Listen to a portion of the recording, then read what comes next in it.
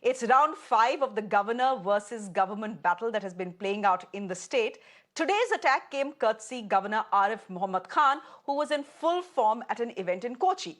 First, he took offense at 2 reporters of local channels and ordered them out of his press conference. And then he dared the left protesters to come to the Raj Bhavan and attack him. He also challenged Chief Minister Pinarayi Vijayan to an open public debate. Now, the CPIM State Committee has called Governor Khan a BJP stooge and is organizing a major protest outside the Raj Bhavan on November 15th. It will see not just national leaders of the left, but also senior DMK leaders. Now, the DMK in Tamil Nadu, as you know, is having their own set of troubles with their governor, R.N. Ravi, and they have asked the president to recall him. First, though, to Kerala, listen to the Kerala governor, who was on fire today. What they are basically trying to do is they are starting whatever they are doing. They have initiated the process of collapse of constitutional machinery. I would urge them to go ahead, create more problems. Barge into Raj Bhavan if you have the guts. Attack me on the road.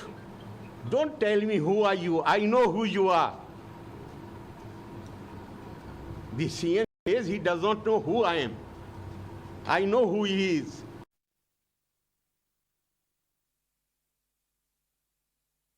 Now, before those remarks, there was high drama. Even, in fact, before that press conference began, Arif Mohammed Khan refused to speak at that press conference until journalists from 2 Malayali channels, news channels, were escorted out. Take a look.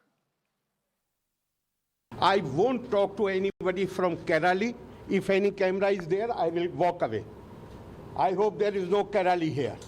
I hope there is no Media One here. Is there any Media One? Okay, there you go. Let me go straight across to our guests who are joining us this evening. It's interesting to see that the DMK and in fact, Kerala and Tamil Nadu are joining hands as far as their governor are concerned. Dr. Kanimozhi is a DMK spokesperson. She's joining us on the broadcast. S S Sriram is a political analyst. He's with us on the broadcast as well. Vineeta Hariharan is the Kerala BJP spokesperson. And we have Advocate CP Pramod, who's a CPIM leader.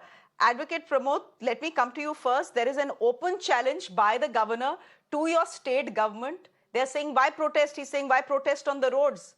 Come inside the Raj Bhavan, barge inside the Raj Bhavan and attack me on the roads. And he's accusing you of, can you hear me there? Okay, you've heard him. You heard what he said. I don't need to repeat it. You are laughing. Go ahead.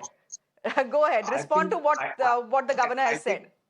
I think as an ordinary resident of Kerala, I think he got some behavioral issues during these days because he is under immense pressure, tremendous pressure from his bosses to unstabilize the government in Kerala. He says that there is a constitutional breakdown in Kerala. He couldn't explain what are all the points at which there is a constitutional breakdown here. And he says that when daring of the CM or the ruling party to hold a protest against him or even to the Raj Bhavan. See, these are all generally done in India in the past also, not at all in Kerala alone. I just wanted to make a point that you just go through your archives because in 2010 to 2013, what was happened in Gujarat? You know, Kamala Beniwal, she was the governor of Gujarat. Then the chief minister was Modi. And the Modi chief minister Modi as well as Kamala Beniwal were under severe, they were not in good terms for the last 4 years of that tenure from 2010 to 14. And thereafter, even Modi took out a rally in Gujarat, rallying around 2 lakh persons as against him. And there was a case also filed by the Gujarat government as against the governor therein, and the appointment of the Lokayukta arbitrarily by the governor. What was the contention therein taken forward before by the BJP government therein? See, only thing the governor should act under 164(2) of the Constitution, should act under the aid and advice of the council of ministers because they are the elected government. So you, and he is so only you are making the point that the left and the DMK. You are making the point that the left and the DMK have been making for the last 10 days that there is a Lakshman Rekha that the governor cannot cross. Vineeta Hariharan, that Lakshman Rekha has been crossed with the statements that the governor has made today. Is this how a governor is supposed to speak? Come attack me, come barge inside the Raj Bhavan and attack me on the roads. There's a Lakshman Rekha, there's a Maryada, na? Which has to be maintained. He's the governor after all.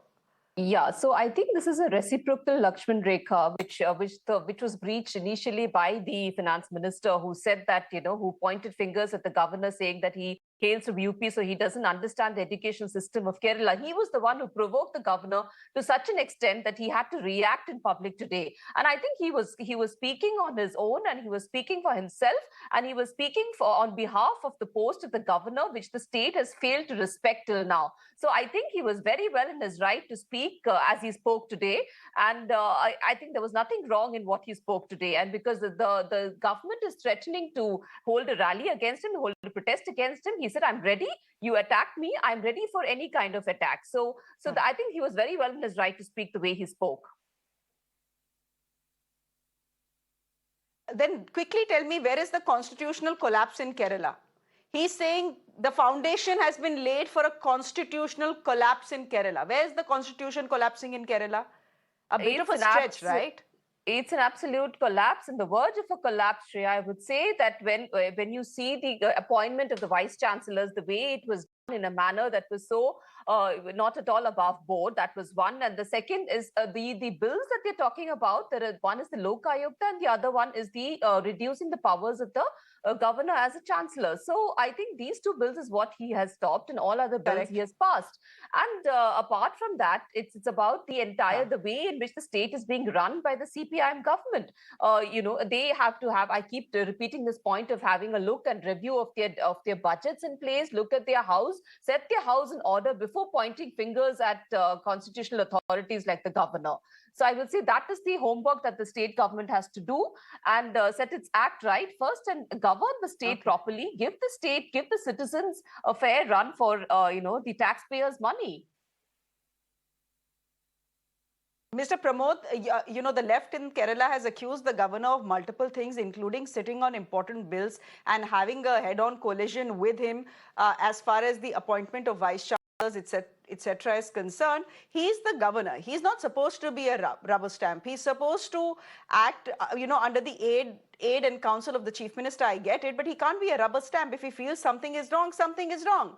He will speak his mind. What's the problem in that? Why call him interfering? Why call him a stooge of the BJP? See, who told he's a rubber stamp? He's only a governor. He has to perform functions under the constitution law, and he has to act on the aid and advice of the cabinet whenever there is an elected government is there. That is a constitutional theory. It is applicable to him. And now what is alleged is only with regard to some VC appointment, also some dispute in between the governor. It is not at all connected to his constitutional powers at all. These are only statutory requirements which a governor should perform, and that doesn't enable, that it doesn't term as a constitutional breakdown in any way, any manner, and you cannot have any doubt for that. And with regard to the Lokayukta also, it is only a state statute, wherein even in those governments in BJP or Congress ruling, wherein Lokayukta has been regulated under statute, and governor's powers has been taken away in many fashion, many style. It has been taken away. So it is not at all happening in Kerala alone. And if there is a constitutional breakdown was there in those states at that point in time, then of course you can say. But the thing is that BJP was sternly opposing all those things while they were sitting as opposition, because they were saying that only the Congress government in the center, they are acting as against the state governments. And even Modi has complained that they are making me victimized only for the reason that I am against their policy. See, very same thing is repeating after 8 years of Modi rule, and this is something which is not at all heard of anyway. Okay, S S Sriram, Advocate Pramod is going back into history and pointing to the fact that when the current Prime Minister Modi was the Chief Minister, even he had a run-in with his governor.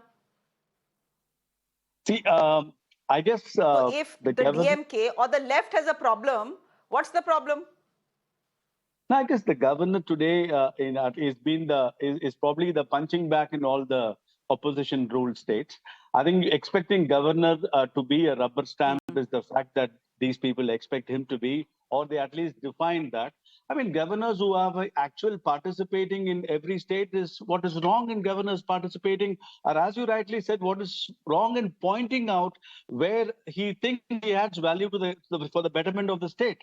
To say that governors shouldn't talk and it is my way or highway, I think not all governors will go by the book. I mean, some of them can go by the books, and that's what probably a Kerala governor, or for that matter, the Tamil Nadu governors are probably doing. That is probably going against the views of the current two governments of Kerala and Tamil Nadu, is what I look into. Yeah, you're right. I think the governor has become the punching bag, but in this case, it can also easily be pointed out. The other side of the argument can be that you have deliberately, planted people who will create roadblocks for the ruling dispensation in the state. At least that is what Arvind Kejriwal says in Delhi. That is what the DMK is saying in Tamil Nadu. That's what the left is saying in Kerala. That is something that has started in Rajasthan as well, just by the way. And the number of states are only growing where people are, where the ruling dispensation is having a problem with their governor. Dr. Kanimozhi, thank you very much for your time. You're joining us here as the spokesperson of the DMK. I want to ask you why you decided it was prudent to join forces with the left parties in Kerala as far as this entire issue of governors is concerned. I know the DMK, I do understand, has already written to President Murmu asking for a recall, seeking for a recall. Has that worked? Have you got any response at all from her? Good evening, Shreya. How do we even get a response from the president who's been appointed by the BJP government? And the governor is again another tool of a BJP. Do you think we would give justice on that? But it is our duty to write to the president of India seeking that he should be removed. Why we staunchly stand on that? Just now, our analyst has also pointed out, I think they all want the governors to be as rubber stamps. No, they need not be rubber stamps. In Tamil Nadu, when we sent our NEET papers, which was passed in the assembly to the governor had sat on it for 2 solid years by not sending it to the president of India. Do you think it is right on the governor's part to do that and open the mouth for the other issues which is not warranted by a governor? All the governors who have been appointed by the BJP, all governors should learn what is their rules and laws. And I think it's a better way for them to talk it better in the public and not cause any chaos among the people and not cause any kind of riots, which most of the governors in most of the states who are speaking are only causing riots among the people. They gave a different visionary. See, a governor should try to hold up the political and the political atmosphere as smooth as possible in a state. Instead of that, they keep on culminating all kinds of various kinds of thought processes, which has been run by the BJP in the center. It just comes down to the state through the governor. They are just the toolboxes of the center to the state to just promote what they want and what it comes out of their mouth. This is how we feel. And we have sent a letter by signing, all the MPs are signing. If the MP's signatures really values and the President of India really value it, I think we should get an answer ASAP. We are waiting for it. Let's see what our President has to do on it. Ma'am, so you don't feel that the DMK can fight this fight alone? And is that why you are allying with the left on this? Because I do believe in that big November 15th, the protest march outside the Raj Bhavan in Kerala, there'll be DMK members present as well. My point is, why don't the two parties go to the Supreme Court if you have such a big problem with your governor? We don't believe the Supreme Court after the order of EWS 10%, what has come today. It is a chaos and it is totally assassination towards the social justice which has happened. Out of the 5 people, 3 people are saying, yes, EWS 10% has to come, and you still want us to believe what is lawmaking in this country. We really don't know how to go about it. Whatever we have fought for the last 100 years and we have come up to bring up the social justice in all the state, it is going back. We have, in fact, by passing this 10% Supreme Court giving concurrence to it, we have literally what the Constitution of India is saying, what the Constitution, when the committee said, which is formed by the Ambedkar, we are basically just slashing on it. It is basically the Constitution of India was formed on two basic categories. One was social justice and But educationally backward classes. ma'am, But I don't really find this EWS is economically weaker section. Where does it really come from? It comes for the creamy layer of the people. Who's going to be benefited? That's a I don't different think debate. the downtrodden people are going to be benefited by the EWS. That's a different at all. debate. It's again a creamy layer. So this That's is a different debate. This is the stage of the Supreme Court today. A five-judge bench has ruled what they have. No, so ma'am, yes, ma'am, yes, Dr. Kanimozhi, I mean, what do you mean? This is the state of the rule. Supreme This is Court the way today. of a Supreme You will Court. not No, trust the president. You will not trust the Supreme Court. Who will you trust then? Shreya ma'am, you're getting it wrong. It's not that we don't trust. You have to trust someone. You have to put your faith somewhere, ma'am. Ma'am, if we have to trust, then everybody should stand in the mediocre position and take the ways and pros and cons of both the sides and then do the verdict. Then we would really trust the Supreme Court. We would really trust President of India. We would really trust the Prime Minister of India. But where do we really stand? In one hand, it is what? Butter. In the other hand, you just throw sand on the other people's stomach. Do you think it is justice? I don't think so. All the BJP ruled the states are always flourishing well. And where there is no BJP in coordinates with the state, we are not getting anything from the center. Do you think this is validated? Whether it is in the Prime Minister level or it is in the President level or it is in the Supreme Court level, I think they all have to revamp themselves and do something onto it for the greatness of the India.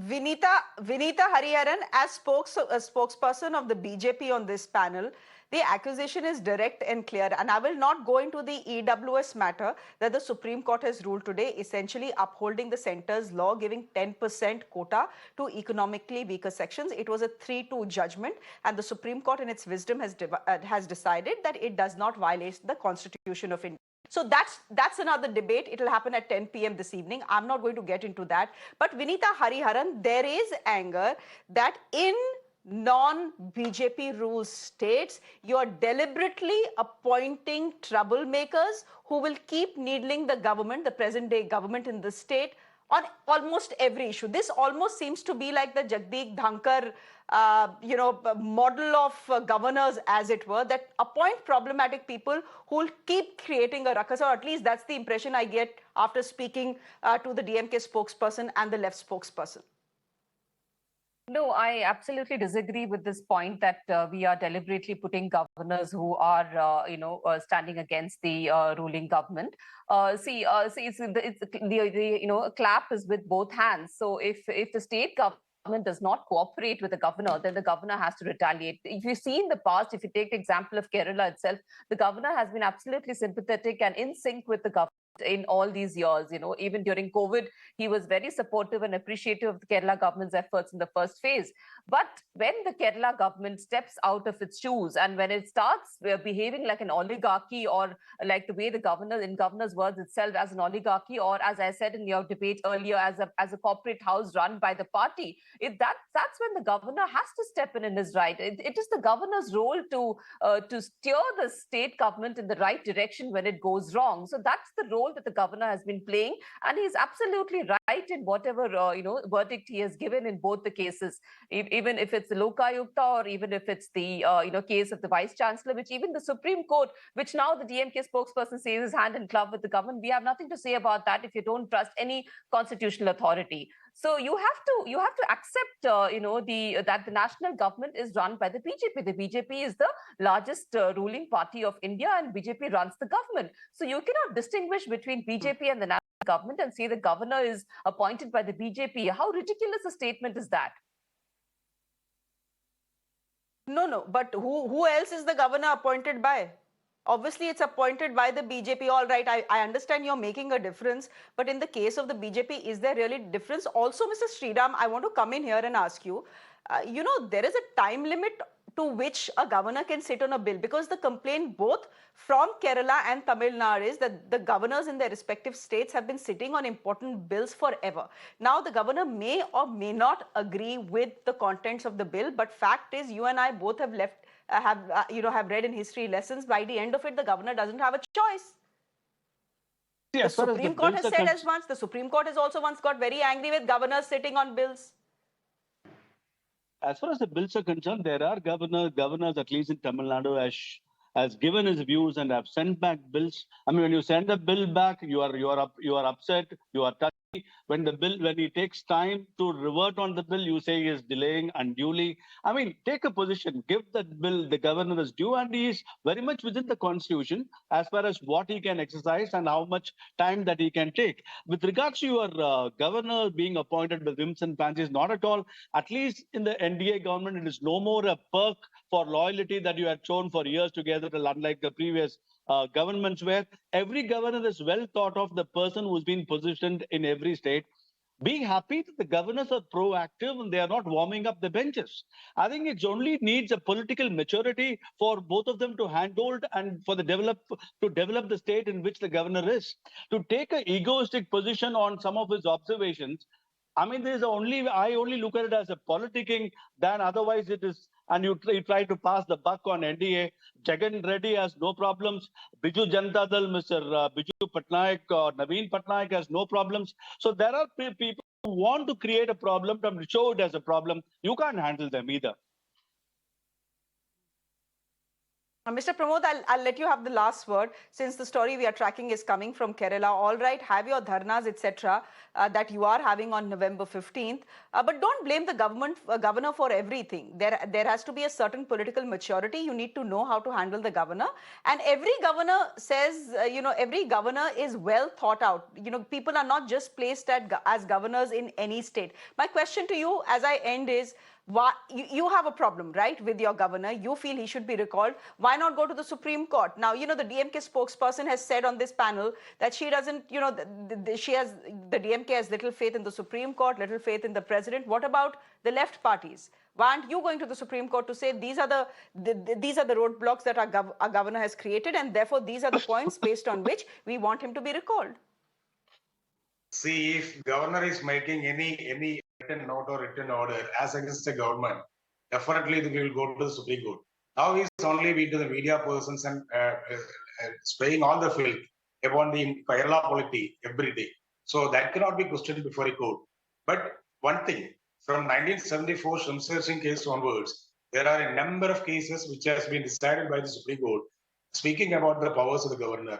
If necessary, he knows everything. He says that I know the party, I know the ruling party, I know the left party, I know the CM, etc. He knows everything, but except the fact that his limits under the constitution. And there are a number of rulings by the Supreme Court. If possible, I am a lawyer. I can, if he is acceptable to that, I can send it by marking that what exactly is position.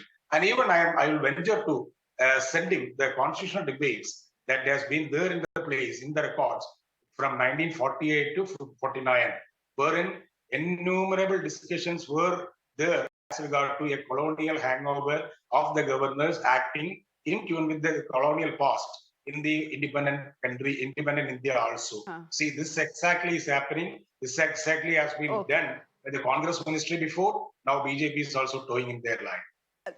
This is pathetic. By that logic, it can be argued that in a federal structure, then Vineeta, Hariharan, last question, then by that logic, it can be argued, why do you need a governor in a federal structure in any case?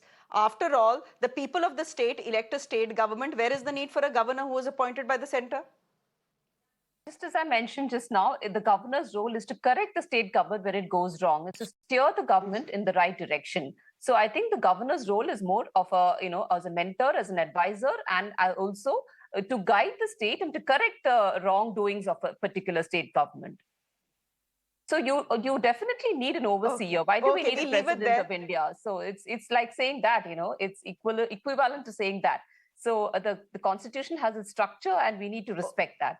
In our civic books, we had always read that the governor is only for ornamentation, is an ornamental piece. Clearly not in the day and age we live in. For good or for bad, well, we'll just wait and watch. Thank you very much. Thank you, everyone. Advocate Pramod for joining us, Vineeta ji for joining us, Kanimozhi ji for joining us, and S S Sriram. This was a good debate. Thank you very much for joining us. Stepping into a quick break on the show. There's more coming up on the other side. Do stay with us.